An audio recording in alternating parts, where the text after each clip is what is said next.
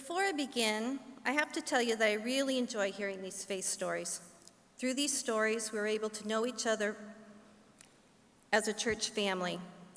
And I hope that after you hear mine, you'll know me as someone other than the lady that loves Snicker bars and dislikes single-use plastic forks. I'm going to give you the history of my church membership in my family and then take you through my faith journey as it developed through my life. The process of preparing for tonight has almost been like therapy for me. I have certainly gained insight into my own faith along the way. So how did I, having lived in Burbank all my life, get here to Christ Lutheran in Santa Clarita? My mom was from Minnesota, my dad was from North Dakota, and they were Lutheran. Everybody back there was Lutheran. Both my dad's parents were born in Norway. In fact, while we were visiting Ellis Island, we were able to look up the ship's manifests and see when my grandfather came from Norway and arrived here in America. And I've often wondered, when he arrived here in America and he walked up to the check-in desk, did he say, "Hello, I'm from Norway, where it's icy and cold. Do you have a place here in America like that?" To which the immigration officer replied, "Oh yes, North Dakota, you'll love it." Or did the immigration officer start the conversation with, "Alf Ludvig, I see you're from Norway. Do I have a place for you? North Dakota, just like your homeland, icy and cold. You can be a farmer there, and you can grow your own food. You'll just love it." Whichever way the conversation started, my dad's family ended up in North Dakota, kind of like, why not, why not? My dad did not like all the snow, so after they were married, my parents moved to Burbank, California, where my dad worked for Lockheed. Didn't everybody's dad in Burbank work for Lockheed in the 1960s? They joined the closest Lutheran church to our house, Lutheran Memorial, an LCA church, Lutheran Church in America, not to be confused with the ALC church, the American Lutheran Church, which both later merged into the ELCA, the Evangelical Lutheran Church in America. And I will give you more on the ELCA later. Most of the people at Lutheran Memorial were Norwegians from Minnesota and North Dakota. Through the church, my parents were now at home in Burbank, California. I was baptized, confirmed, and married at Lutheran Memorial. Our pastor, Larry Failing, had founded the church, and when my sister and I were little, it was a thriving church. Large Sunday school, Luther League youth group, and vacation Bible school. When I was in high school, Pastor Failing retired, and we got a new young minister, just out of seminary, Pastor John Santoro. We then had a thriving young adult group with a very eclectic membership, people with very different personalities and interests that probably would not have been friends outside of the church. Then in the 1990s, as church memberships were declining, Lutheran Memorial merged with St. Michael Lutheran Church in Sun Valley and became All Saints Lutheran. When Kelly was in elementary school, All Saints Lutheran had lost many of the young families, and its congregation was mostly grandparents. Not that I dislike grandparents, I love grandparents. The Vacation Bible School was a joint program with 4 churches, All Saints Lutheran, First Methodist of Burbank, and 2 Catholic churches in Burbank. It was held on the campus of First Methodist, which was just down the street from our house. First Methodist was thriving. They had a large Sunday school, children's music programs, and they sponsored Kelly's Boy Scout troop. We were spending much of our time during the week at First Methodist with all of Kelly's activities. And then, when they hired a family friend and retired Lutheran minister as their associate pastor, we started attending Sunday worship services there as well. I was always a Lutheran in my heart, but the children's ministry at First Methodist was so much like my childhood church, and I wanted that experience for my boys. But when it was time for Ryan to attend confirmation, I wanted to find a Lutheran confirmation program for him. So one Sunday, Ed and I decided to explore American Lutheran in Burbank, where my nieces Danielle and Stephanie had attended elementary school. Danielle and her husband Justin were members there. We walked into Sunday worship only to find my sister Roberta was joining the church that day. I guess we weren't communicating too much back then. At that moment, it felt like this was the church for us. American had a joint confirmation program with Salem Lutheran in Glendale, and Ryan was confirmed. The family was back together in the Lutheran church. Amen. And then we got a new minister, and he seemed like a nice guy with a young family. There was hope for bringing in new young families and building the Sunday school and youth group. But he had a different vision for the church than the rest of us, which became clear when he was writing a new confirmation curriculum. He wanted to train our confirmation youth to be social justice warriors. He told me that there was nothing in the Book of Concord that was relevant to life today. And I thought we had a rogue minister, but upon research, I discovered that that was the belief of the ELCA church. I was on the church council at the time, and we were not getting any help from the bishop or the synod in bringing the church back together, centered around the Book of Concord. It was time for my family to find a new church. I finished my term on the council, and I stopped attending. My niece, Stephanie Rollison, and her husband, Cole, were members here at Christ Lutheran.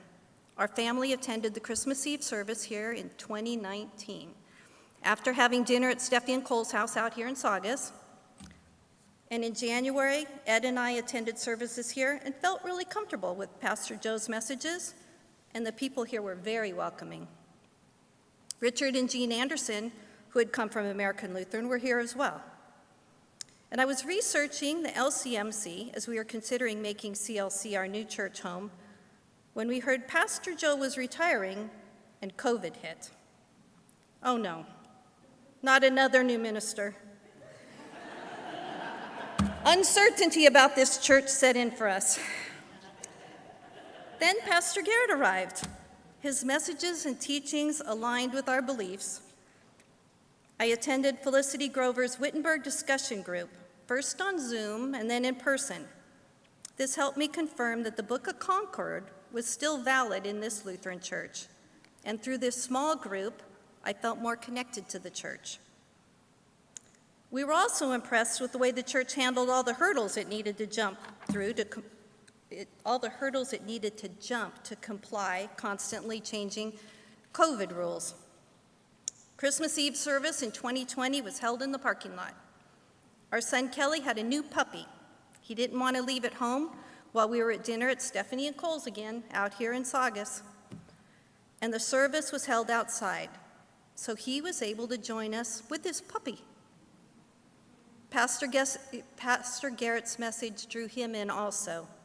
And in August of 2021, Kelly, Ed, and I joined Christ Lutheran Church.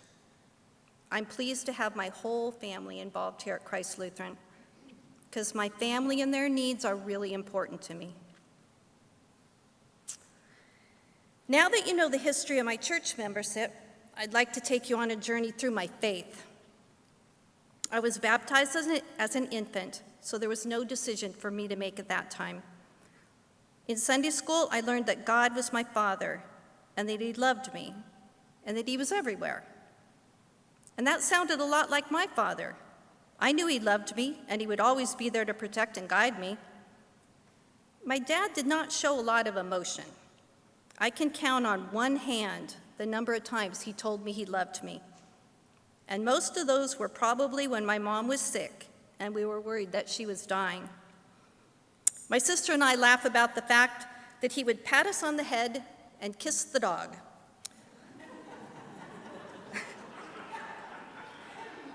It's true, he did. He was a Norwegian male, and there was not a lot of emotional expression there. But if you had a really big problem, he was the one to go to. He would always be there. My mom was the nurturer. She gave all the hugs and healed all the wounds, physically and emotionally.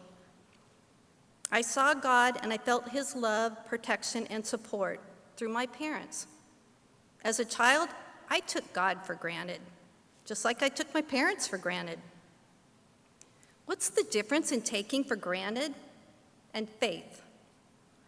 Taking for granted is an unconscious expectation that people or blessings will always be there without active appreciation, whereas faith is conscious trust, gratitude, and intentional dependence. As I was growing up, we always went to church. That's just what we did. I didn't question it. I cannot say that I was passionate about God, but as I was taught in Sunday school, I felt he was everywhere, protecting me through my parents and the people around me. Pastor Garrett once said that there are 10 commandments, 3 about our relationships with God and 10 about our relationship with each other. The fact that there are more commandments about our relationship with each other shows how important God thinks our relationships with each other are. God has shown himself to me through my relationship with my parents and other people. I hope that I've been able to reveal God to others through my actions and relationships. My mom was an example to me of how to care for others. I watched her care for our neighbors, people at church, and my friends. One of my aunts once told my mom how jealous she was of her because my mom always had such good neighbors, and she did not. And my mom told her that to have good neighbors, you have to be a good neighbor. And I've always tried to remember that. My older sister has always been a mentor to me, as well as my best friend. She's always shown me love and support, often paving the way for me to do things she was not allowed to do, because my parents were very protective. And she's still by my side, loving and protecting me. Ed and I were college sweethearts. I remember meeting his parents and hugging them. As most of you know, I am a hugger. Ed's mom was very receptive of my hug. Ed's dad was a lot like my dad, and I could feel him stiffen up as I hugged him. And I'm sure he was thinking, oh no, she's hugging me. I didn't let that deter me. Every time I saw him, I would hug him. And slowly, he softened. He went from more relaxed as I hugged him to actually outstretching his arms when I entered the room. His parents were good to me, and I could feel God's love and protection through them. Ed and I got engaged after college, and I was on top of the world. God had sent me a blessing. He was my best friend, fun to be with, always supportive, and so handsome. You should see him in that fireman's uniform. I felt loved and protected when I was with him. As we were planning the wedding, Ed's mom mentioned that she could not remember Ed being baptized. When he was born, they were Baptists, and they don't baptize infants. Later, they were members of the Presbyterian Church. So somehow, Ed had fallen through the cracks and had never been baptized. So just before the wedding, Ed was baptized Lutheran, along with the infant son of my friend Lynn. Lynn and I grew up together in the church, and our moms were good friends. They worked on many church projects together. And she and her husband Bill are here to support me tonight. God is sending me his support tonight through them. So just before we were married, Ed started the fire academy, or the tower, with LA County Fire Department. And we attended a family orientation. The training captains took all the wives, girlfriends, and mothers aside to explain to us exactly what our new recruits would be experiencing in the tower and then in their career as a firefighter.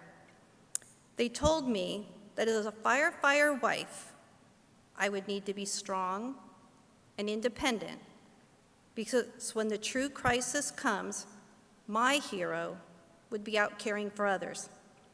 I was told that I'd need to have a handyman, a plumber, electrician, because I was going to be on my own.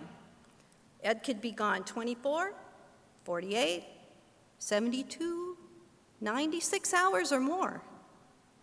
And I took my new role very seriously. I was going to be the best firefighter wife that I could be and support Ed in his career for our family. Nothing was more important than my family. I would always remember the words from that training captain: be strong, be independent.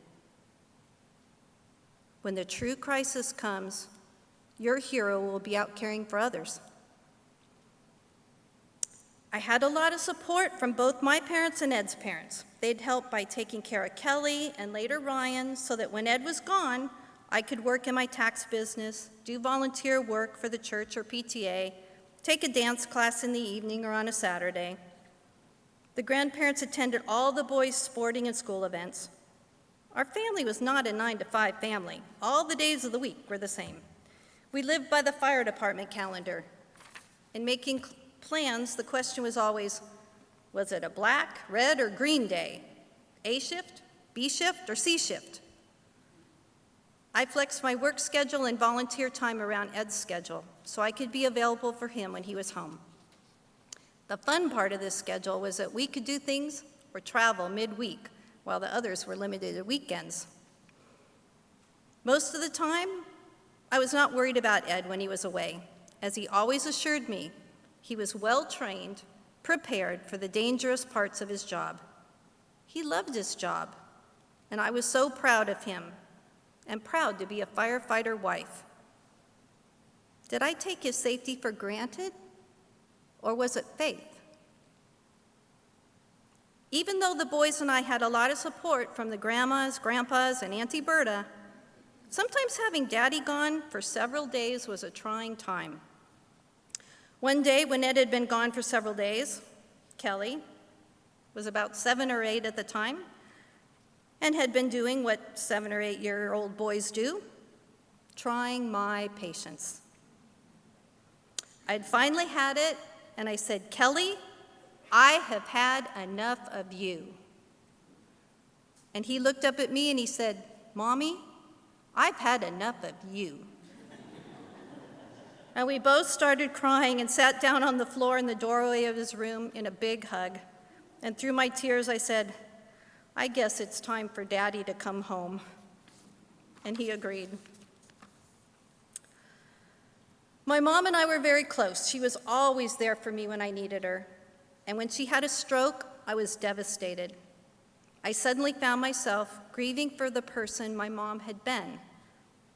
I not only had lost the support she was always so happy to give, but now she needed me to help her.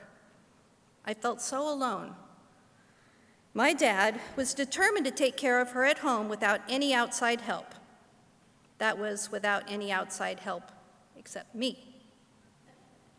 Did I mention he was a stubborn Norwegian? I'm a firefighter wife. I'm strong, I'm independent, I can do this, all while Ed is away so that I can be available for him when he's home. I definitely had taken for granted that my mom would always be there for me. I did not realize at the time, but as I look back, I can see that this was the start of my transition from a time when I had a layer of protection and support above me to a time when I was becoming part of the layer of protection and support for others, all while still protecting and supporting my children and husband. I was officially becoming part of the sandwich generation. My mom's younger brother, Uncle Chuck, or Unc Chunk, as I called him when I was little, became a source of support for me in dealing with my parents. He knew my mom and dad very well and understood my situation probably better than I did. He lived in Tucson, Arizona, so we had long talks on the phone. God was actually providing me with protection and support right then with Unc Chunk. In addition to helping my dad care for my mom, Ed's parents were starting to need more help. Ed's dad was a highly functioning alcoholic. He was able to maintain while he was working, but after retirement, the alcohol demons were taking over. Now Ed's mom needed more support from me, as she also had Ed's alcoholic brother living with them. I spent many hours on the phone with her as she cried. Several times I went and picked her up late at night when she was distraught and brought her to my house to stay overnight with me while Ed was at work. The weight of everyone's needs was weighing heavy on me. I repeated to myself, I am strong, I am independent, I need to be there for Ed's parents, for our family, and I have Unc Chunk to lean on. Was I taking Unc Chunk for granted, or was it faith in God to provide me with support and protection? In May of 2009, Ed's dad lost the battle with his alcohol addiction and passed away. But as a family, we were blessed to know when he was almost ready to go. The nurses at the care facility called Ed's mom, and she gathered the family. We were able to be there by his side, and I had my hand on his shoulder when he passed. He was the first and only person I have been with when they died. He was so special to me, a kind and loving father-in-law who had come to appreciate my hugs, and I was missing him already. I felt very alone, even gathered with the family. I did not feel connected, even through their hugs. And the hardest part was knowing how deeply Ed was hurting all through his dad's illness, and I felt like there was nothing I could do to ease his pain. But that was my job. I was supposed to be there to support Ed and nurture our family. I prayed hard for God to give me the touch that would ease Ed's pain. The next 2 months were insane and emotionally exhausting. 2 weeks after Big Ed passed away, we traveled to Oklahoma to take him back to his hometown to be buried. A few days after we got home, my dad broke his hip while he and my mom were at their house in Arizona. I got a call from the neighbor that Dad was going into surgery the next day, and they were caring for my mom. The next day, Ryan and I packed up and headed to Arizona. We had about a week to get Dad settled into rehab in Arizona and get back home for the celebration of life for Ed's dad here in California. I felt very stressed and all alone as I ran between visiting my dad in the hospital and caring for my mom at the house, all while trying to negotiate with Kaiser to let Dad stay where he was for rehab and not send him to a facility farther away, deeper into Arizona. Did I mention that my son was leaving for the Army in a month? All I wanted to do was spend time with my son before he left. The stress was getting to me, and I was exhausted. I had planned a cruise to Mexico for my family and my sister's family so we could spend time together before Kelly left. And of course, my dad was due to be released from the hospital in Arizona while we would be cruising, and I needed to figure out care for my mom. Many times I told myself, I'm a firefighter wife. I'm strong. I'm independent. I can do this. I shared all my problems with Unc Chunk, and he volunteered to drive from Tucson, Arizona to Burbank, pick up my mom, drive her to Bullhead City, Arizona, care for her while waiting for my dad to be released from the hospital, and then drive both of them back to California once we were back from Mexico. Unc Chunk was my angel sent to me by the grace of God. Kelly left for the Army, and I never went anywhere without my cell phone, so I wouldn't miss a call for him. This now Army mom was not as strong as the firefighter wife. I think I was just exhausted, physically and emotionally. Ed's mom was not doing well without Ed's dad, even though she had Ed's brother Greg living with her, as he was an alcoholic. We were never quite sure who was taking care of who over there. My dad was still determined to care for my mom without any outside help, except from me, of course. Ryan needed my attention at home in the evening with homework and activities, and I was trying hard to care for everyone while Ed was away so he would not be stressed and I could be available for him when he was home. I was a firefighter wife. That was my job. I gave up personal activities in the evenings, PTA meetings, and dance classes. Because I'm a firefighter wife. I'm strong. I'm independent. My hero needs to be out caring for others, and I can handle this at home. There was one time when Ed had been gone longer than usual, and I was pulled in so many different directions. No matter who I was helping, I felt guilty for not being over there helping that person. I felt like I could not be fully there for anyone. I was disconnected from everyone. So I was sharing my problems with Unc Chunk over the phone, and I told him, I cannot seem to get ahead and find peace for myself. I do this, and I turn around, and that happens. And I turn that, and I turn around, and this happens.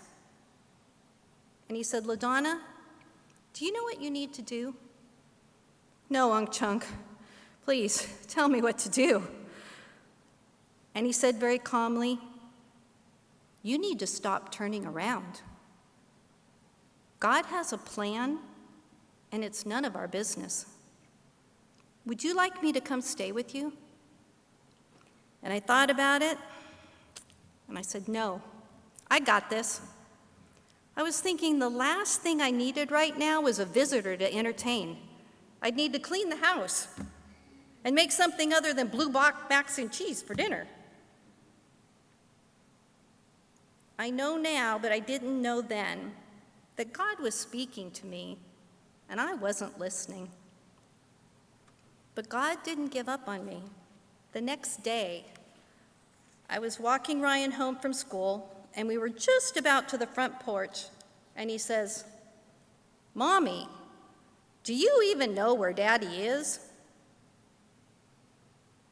I had always taken for granted that Ed would come home safely, but at that moment, my heart dropped into my stomach, and I said, no, Ryan, at this moment, I do not know where Daddy is. As I thought more, I quickly said, he could be at his desk doing paperwork. He could be on a medical call, saving someone's life and helping their family. Or he could be out fighting fires, saving lives and property. Right now, your daddy, our hero, is doing his job. He's out caring for others. And right now, our job is to keep things going here at home while he's away. Ryan threw his arms around me in a big hug, and he said, Mommy, we got this. Ryan has always been my ray of sunshine. When I got in the house, I called Unc Chunk, and I asked him to come stay with us. And he was there from Tucson the next morning. We talked some, but mostly he was just there beside me as I went about my day. I still had my problems, but it felt good to have someone walking beside me. He stayed with us until Ed came home. I finally got it. I'm a firefighter wife. I am not strong. I am not independent. I am not alone. God has a plan, and it's none of our business.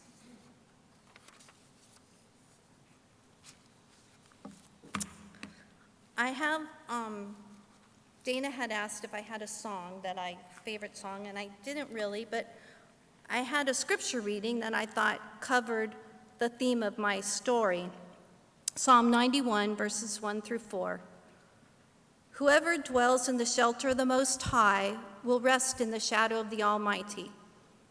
I will say of the Lord, He is my refuge and my fortress, my God in whom I trust. Surely He will save you from the fowler's snare and from the deadly pestilence. He will cover you with His feathers, and under His wings you will find refuge. His faithfulness will be your shield and rampart. And so I sent this psalm to Dana, and I said, maybe you can find a song that could work with this. And she came up with On Eagle's Wings.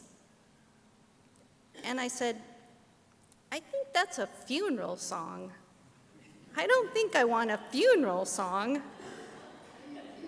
And so I sent her a few other things that were dealing with Psalm 91, and then I happened to go back and look. I was doing more research, and you know, on Eagle's Wings paraphrases Psalm 91. I didn't get it. I guess I wasn't listening at that time either. So Dana's going to do On Eagle's Wings for us.